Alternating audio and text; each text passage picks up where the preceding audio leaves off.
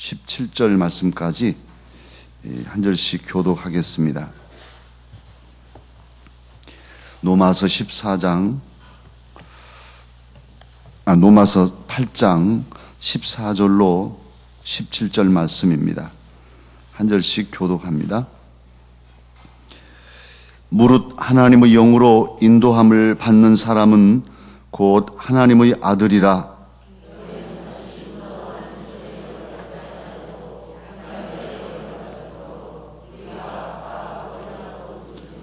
성령이 친히 우리의 영과 더불어 우리가 하나님의 자녀인 것을 증언하시나니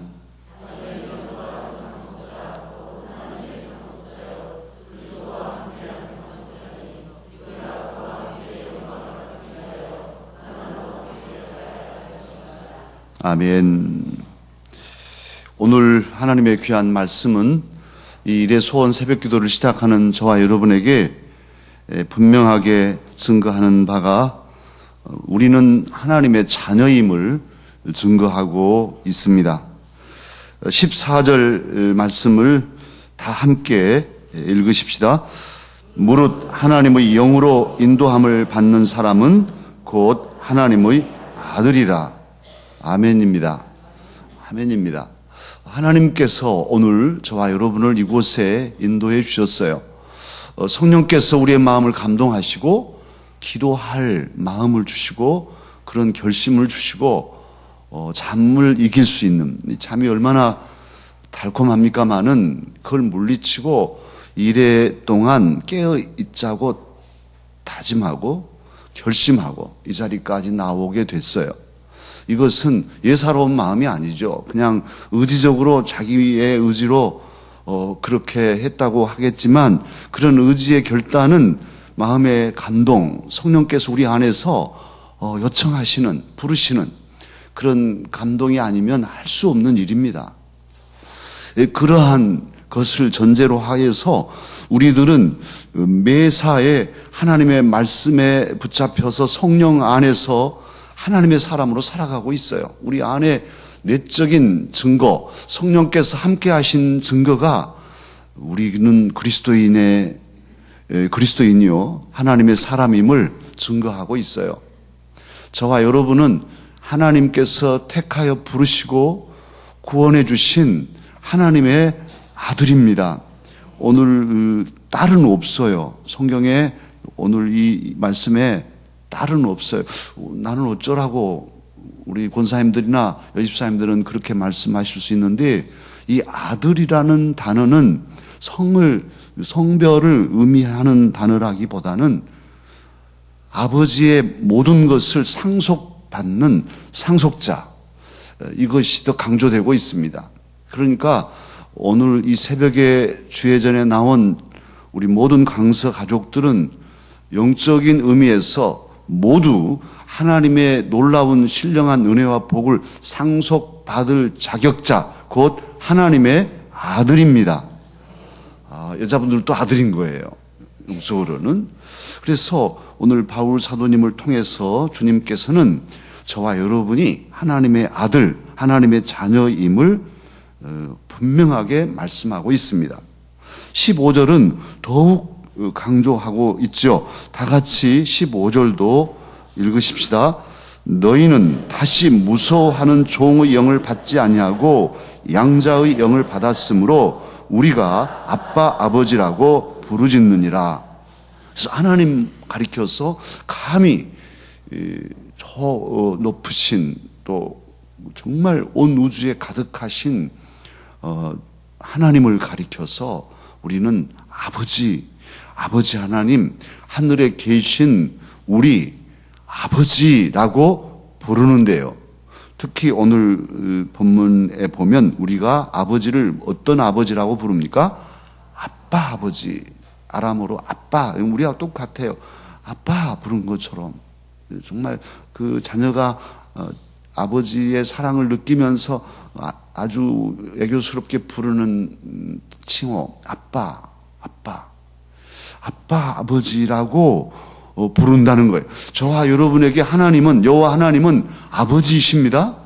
그 아버지는 몽둥이 들고 후려치시는 두려움의 존재가 아니라 아빠. 정말 저도 아버지지만 여러 아빠들 자녀들에 대해서 어떻게 생각하신가요? 정말 뭐라도 다 주고 싶은 귀여운 내 자녀들이라면 정말 생명도 줄 수 있는 그런 마음들이 아버지에게, 어머니에게 있지 않습니까?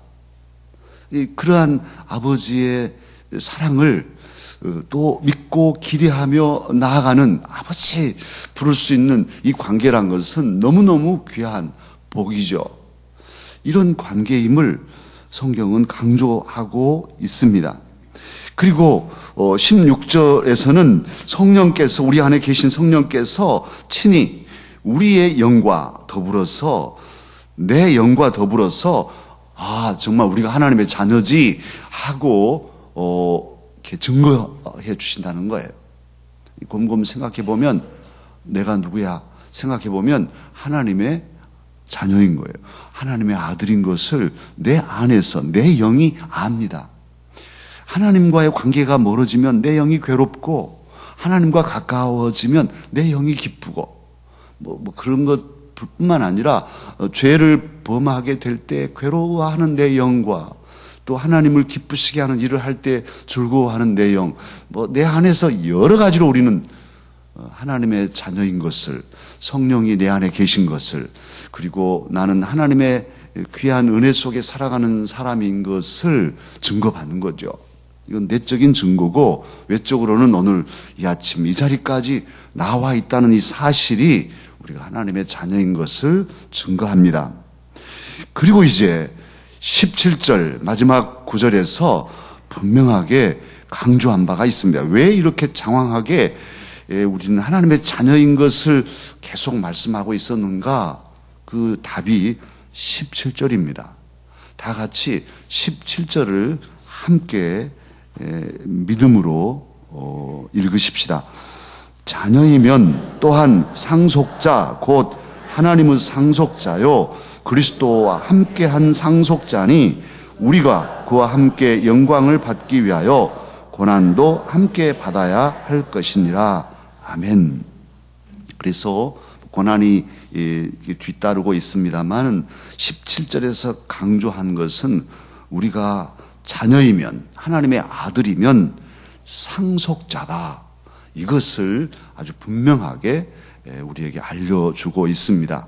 상속자, 아버지의 모든 것을 다 대물림 받을 수 있는 자격자, 상속자인데, 저와 여러분은 누구의 상속자입니까? 하나님의 상속자예요.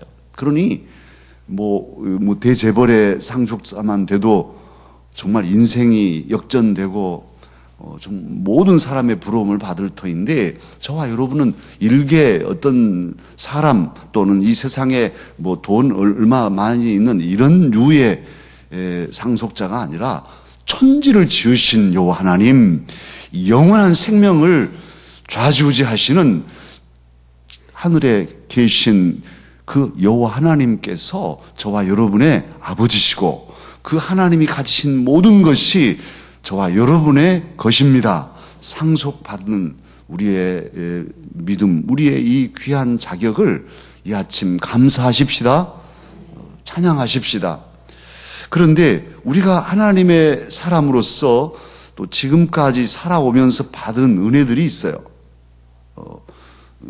다 차이가 있고 그 정도나 양의 차이가 있지만 하나님 안에서 누려온 은혜들, 감사거리들, 또 하나님과 나만이 아는 그런 신비한, 신령한 그런 복들이 있습니다. 그런데 하나님의 모든, 앞으로 또 많은 걸 받아가겠죠. 그리고 우리가 죽은 후에는 영원한 천국을 우리는 소유하고 천국에서 황금길을 걸으며 살아가게 될 거예요. 영원히. 이건 상상할 수도 없는, 그냥 어렴풋이 요한께서 계시해 주신 말씀 안에서 우리가 짐작할 뿐이지 누구도 가보지 않는, 누구도 완전히 보지 못한, 천국을 갔다 왔다고 보았다고 하지만 다 그게 그림자처럼 어떤 한 부분만 알려주고 있는 것인데, 이제 우리는 영원한 천국을 영원히 소유하고 누리게 될 거란 말이에요. 이런 여러 가지 은혜와 복을 받고 살아가는 우리로서는 거룩한 부담 한 가지를 가지고 있습니다. 그 부담이 무엇이냐 하면 우리 자녀들이죠. 또 우리가 몸으로 낳은 자녀손들뿐 아니라 다음 세대들, 우리 주변에, 우리 교회 안에, 또 우리 이 나라에, 또 세계의 다음 세대들을 생각하면 거룩한 부담을 가지지 않을 수가 없어요. 우리 다음 세대들에게 어떻게 이 귀한 유산을 물려줄까? 어떻게 우리 다음 세대도 내가 얻고 누리고 앞으로 누릴 이러한 믿음 안에서 하나님의 은혜들을 누리게 해줄 것인가 하는 이 물음에 대한 대답은 우리에게 거룩한 부담이 아닐 수가 없습니다. 점점 교회 학교가 줄어들고 있어요. 자녀들이 믿음의 길에서 떠나고 있어요. 정말 이 나라의 이 거리에 다음 세대들이 방황하고 있어요. 쉽게 말하면 그 쓰레기처럼 버려져 있는, 돌보지도 않는 가출 청소년들이라든지 다 부모들에게 무관심 속에서 또 가정이 깨지고 결손 가정이 됨으로써 버려져 버린 듯 거리를 헤매는 그런 청소년들이 부지기수란 말이에요.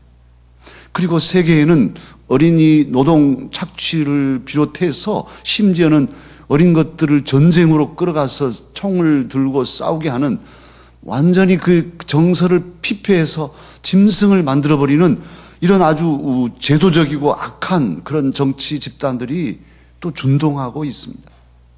여러 가지 걸 생각하면 정말 답답한, 어떻게 할까요?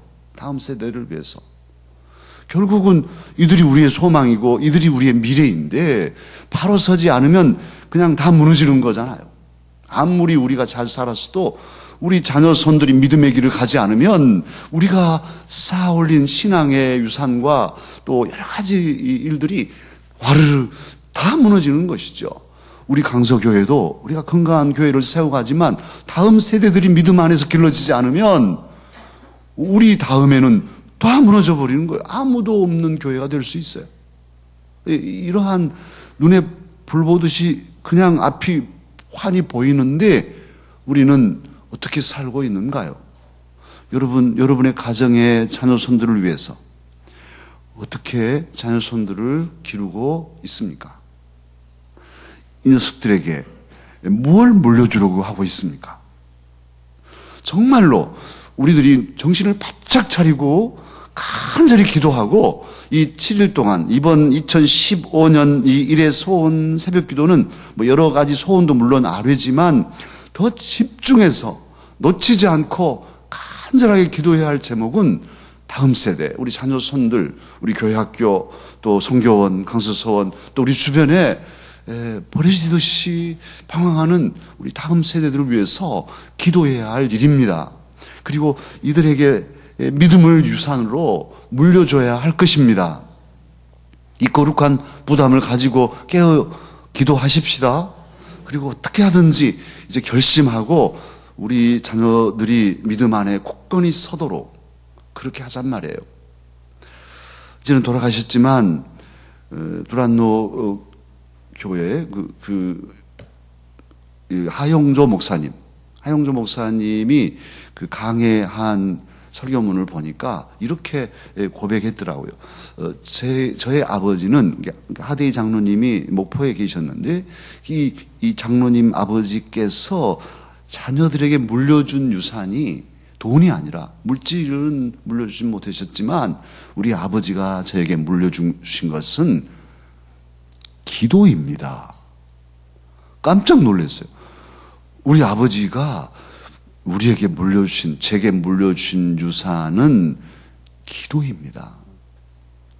그 하장로님께서는 하루에 5시간씩 기도하셨다는 거예요. 그리고 아주 이제 몸이 아파서 그렇게 병석에 계시면서도 기도를 쉬지 않으셨다. 이렇게 간증합니다. 사랑하는 강서가족 여러분, 저와 여러분, 저도 마찬가지예요. 저도 정말 이 한 주간에 깨어있자고 어제 저녁에 우리 집사람하고 기도 제목 감사하면서 기도 제목에 그렇게 다음 세대 우리 자녀 손들을 위해 쓰십시다. 그렇게 둘이 의논하고 했는데요. 정말 우리 자녀 손들에게 물려줄 여러 가지 믿음의 보화들이 있는데 그 중에서 한 가지 꼽으라 하면 뭐 꼭 첫째로 꼽는 건 아니지만 기도를 물려줘야 하겠어요. 기도는 하나님과 대화하는 채널입니다. 하나님과 사귈 수 있는 정말 귀한 그런 은혜예요. 은혜의 그 통로예요. 하나님 하면 하나님께서 오냐? 오늘 또 이렇게 새벽에 나왔냐? 고맙다. 그래, 네 소원이 무엇이냐? 아버지, 이런 일이에요. 그러냐? 좀 하나님과 대화할 수 있잖아요. 기도가 그것이잖아요. 그냥 막 쏟아놓고 하나님 말씀은 하나도 못 듣고 가는 거 아니고 아버지 또박또박 깊이 하나님과 교제하고 하나님의 음성을 듣고 또 하나님 안에서 새 힘을 얻고 또 용기 있게 나갈 수 있고 기도가 얼마나 은혜스러운지 또 문제가 있을 때 그 문제를 하나님께 아뢰면 하나님께서 오냐 알았다 풀어주시고 응답해 주신단 말이에요. 그래서 기도는 하나님과의 대화이기도 하고 또 하나 복의 통로라고도 하죠. 하나님께서는 기도를 통해서 우리에게 복을 주셔요. 우리 전깃불이 켜지지만 전깃불이 하늘에서 뚝 떨어져 가지고 이렇게 켜진 게 아니잖아요. 전선이 다 있어 가지고 이 통로, 이 전선을 통해서 전기가 이렇게 스위치를 탁 누르면 음과 양이 딱 만나면서 불이 켜지는 것이잖아요. 기도는 하나님께서 우리에게 명하셨어요. 구하라, 찾으라, 두드리라 이렇게 말씀하셨어요. 그래서 기도할 때 하나님께서 그 기도를 통해서 우리에게 말씀하시고 또 응답해 주시고 우리의 삶을 붙들어 주시고 또 우리를 인도해 주시니 이 기도가 복의 통로인 것이죠. 그래서 우리 자녀들에게 기도를 유산으로 물려준다면 고기 잡는 법을 알려주는 것과 같아요. 우리가 축복도 하고 또 우리 자녀들의 문제를 놓고 우리가 기도하고 중보하고 그런 일들을 많이 하죠. 그러나 그보다 더 좋은 방법은 이 녀석들이 직접 자신들의 입술을 열어서 자신들의 하나님 아버지께 기도하게 하는 것, 그게 고기 잡는 법을 가르쳐 주는 것이죠.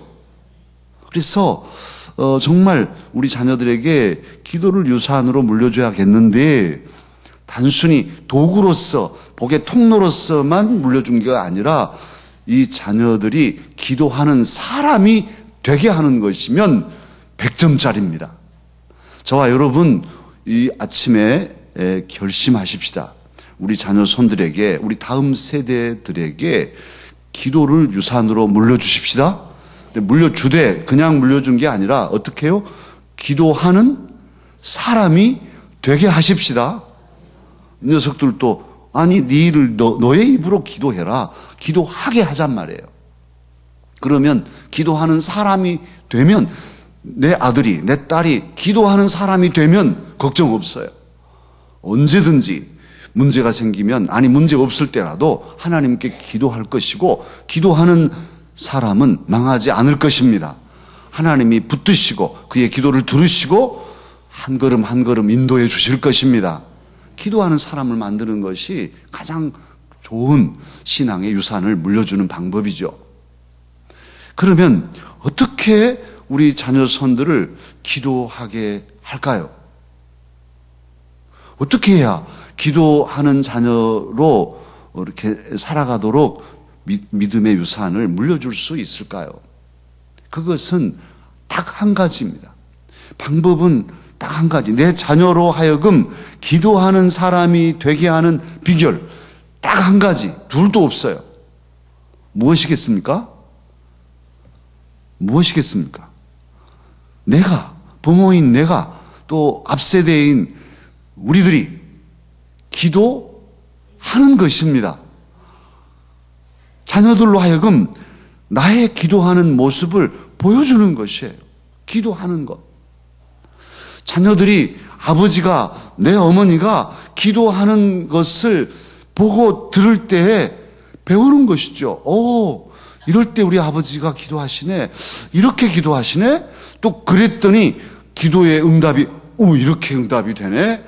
일상 속에서 무슨 큰 아주 엄청난 사건을 기도해서 응답받는 것도 물론 큰 기적이고 자녀들에게 평생 잊지 못할 일이겠지만 더 중요한 것은 일상 속에서 아주 자질구레한 일들 하나하나를 기도하고 또 우리 기도하자. 너도 기도해라. 그렇게 하고 응답됐다. 이루어주셨네. 너 보냐? 봤지? 그게 큰 기쁨이지 않겠어요? 그렇게 하나하나 믿음의 이력이 쌓아가면서 기도의 위력을 알고 이 녀석들이 부탁합니다. 아버지, 어머니 기도해 주세요. 왠지 기도를 아니까. 알긴 아노만. 기도가 얼마나 좋은지. 그것을 삶 속에서 하나씩 평소에 보여주자는 말이에요. 이게 자녀로 하여금 우리가 죽고 난 뒤라도 기도하게 하는 가장 좋은 비결입니다. 그래서 기도해야 합니다. 특별히 이 시대가 어려우니까요. 정말 얼마나 어렵습니까? 우리 젊은이들이 살아가기가 정말 아주 안쓰러운, 우리 자녀들이 자랄 때는 더 그럴 거예요. 더 그럴 거예요. 여러 가지로 어려운, 자신들의 꿈을 가지고 펼쳐서 자기가 가진 그 좋은 재능들을 아름답게 이루어갈 그런 여건이 아니란 말이에요. 그냥 교육 자체도 편협하고 아주 폐쇄적이고 1등만 원하는 사회로 아주 가고 있잖아요. 아주 송구처럼 뚫어가야만 되는, 나머지는 어쩌란 말이에요.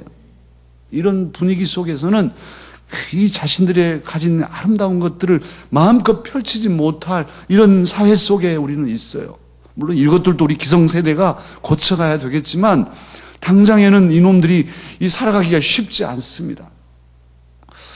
에레미야 예가에서 하나님의 뜻을 전파합니다. 에레미야 예가 2장 19절에 이렇게 말씀하고 있어요. 내가 너무나 마음이 아팠어요. 너의 마음을 주의 얼굴 앞에 물 쏟듯 할지어다. 우리의 마음을 하나님 얼굴 앞에서 막 물을 쏟아내듯이 쏟을지어다. 무엇 때문에? 각 길 어귀에서 주려 기진한 내 어린 자녀들의 생명을 위하여 주를 향하여 손을 들지어다.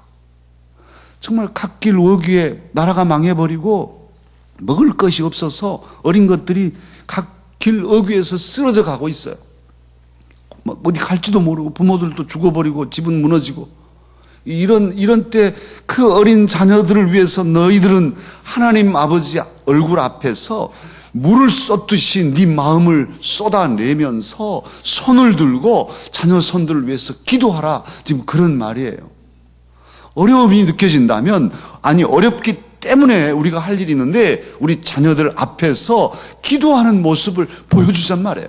또 실제로 이 자녀들을 위해서 우리가 손을 들고 축복하잔 말입니다.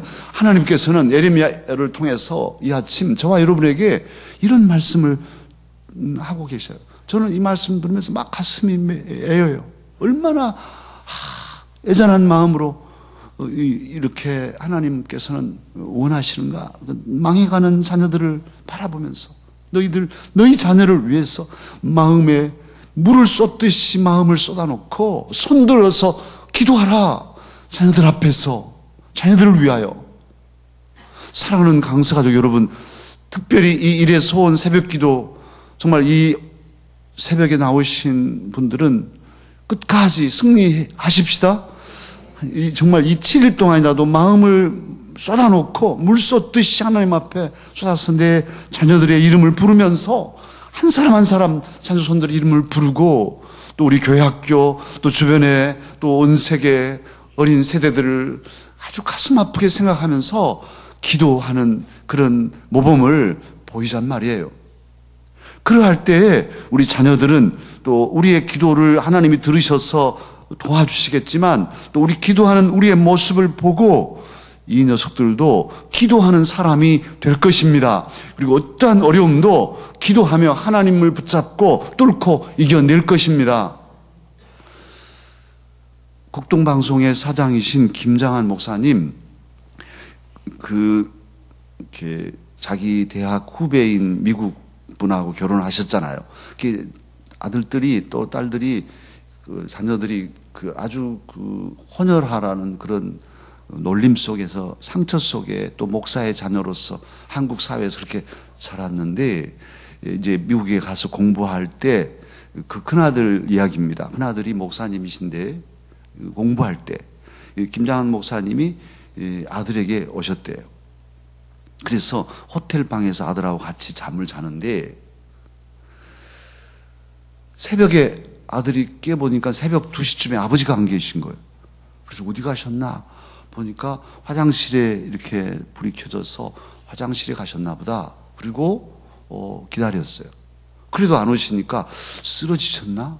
걱정이 돼서 화장실 문을 열고 들어갔더니만 변기 위에 수건을 딱 깔아놓고 그 위에 성경책을 딱 얹어놓으시고 아버지는 그 화장실 바닥에 무릎을 꿇고 아들을 위해서 기도하고 계신 거예요.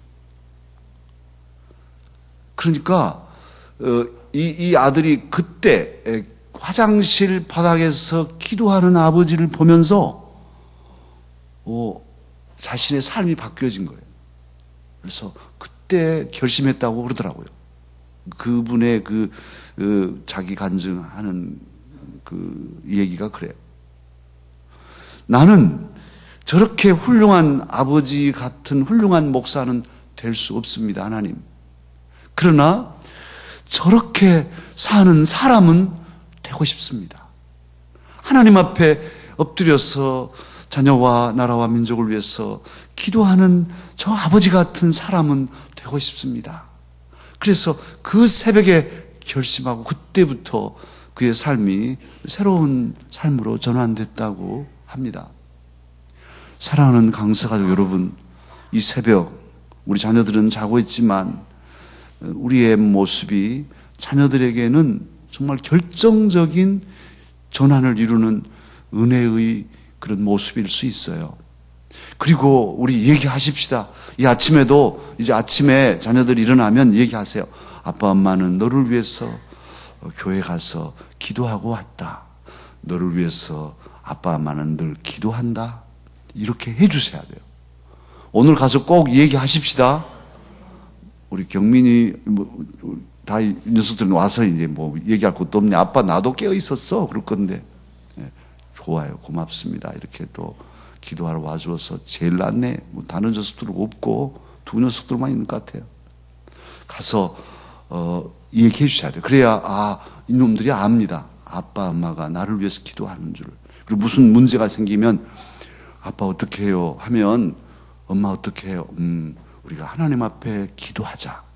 그렇게 하고 정말로 같이 기도하고 또 너를 위해서 그 문제를 놓고 기도할게. 그리고 보자 어떻게 응답되는지 그렇게 해보시라고요. 그래서 매일매일 일상 속에서 신앙이 이론이 아니라 실제로 크고 작은 문제 하나하나가 어떻게 응답되고 그 문제 속에서 하나님께서 우리에게 어떻게 역사하시는가를 보여주고 또 같이 보고 경험하면서 우리 자녀 손들이 기도하는 사람으로 자라도록 우리 앞서 기도하는 사람이 되십시다.